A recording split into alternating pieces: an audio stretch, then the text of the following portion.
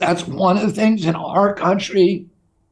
We did the inverse of everything that you would want to do if you wanted to reduce deaths in a pandemic. We told people there's no treatment.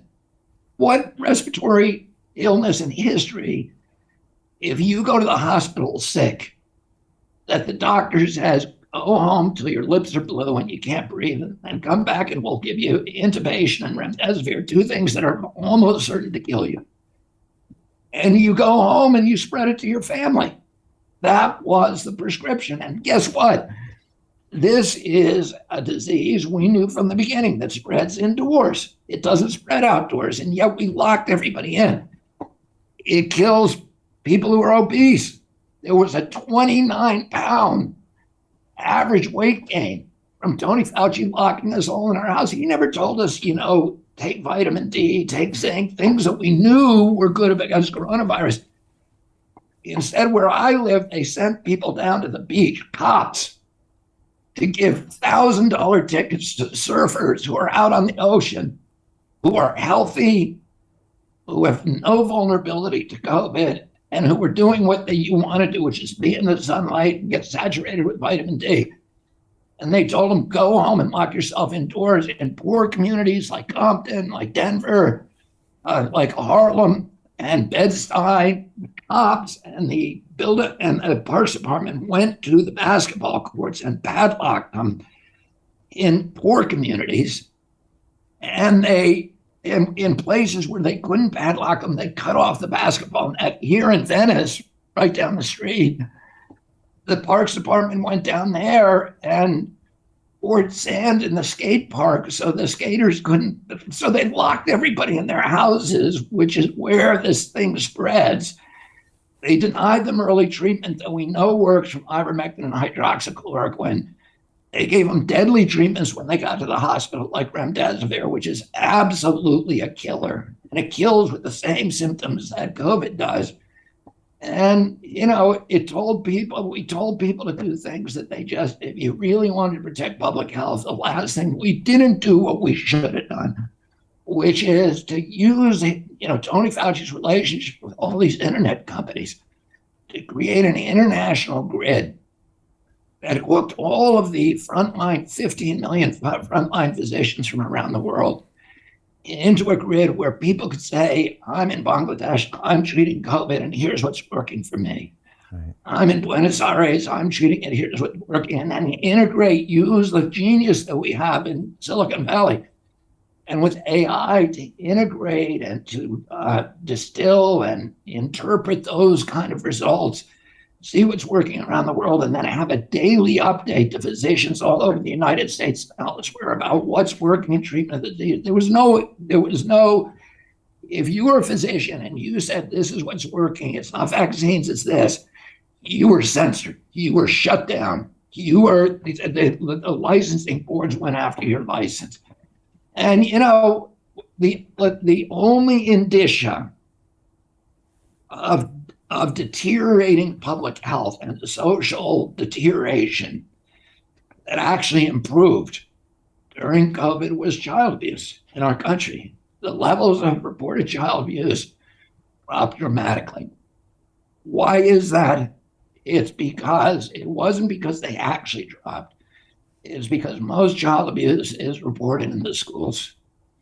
And when the schools were shut down, those kids were locked in the homes with their abusers. And that was our solution.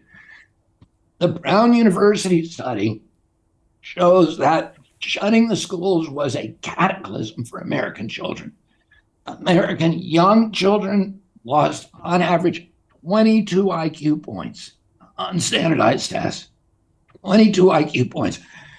A third of children are going to require remedial reading.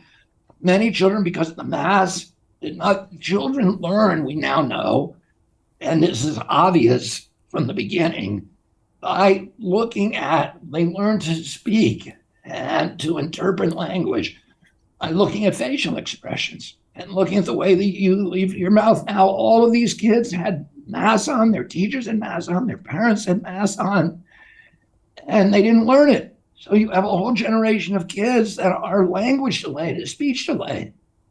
And, the suicide rates are off the chart. 55% of Black children contemplated suicide. 55% of teenagers reported abuse. 11% of them physical abuse. Some 30% of kids reported experiencing hunger in America.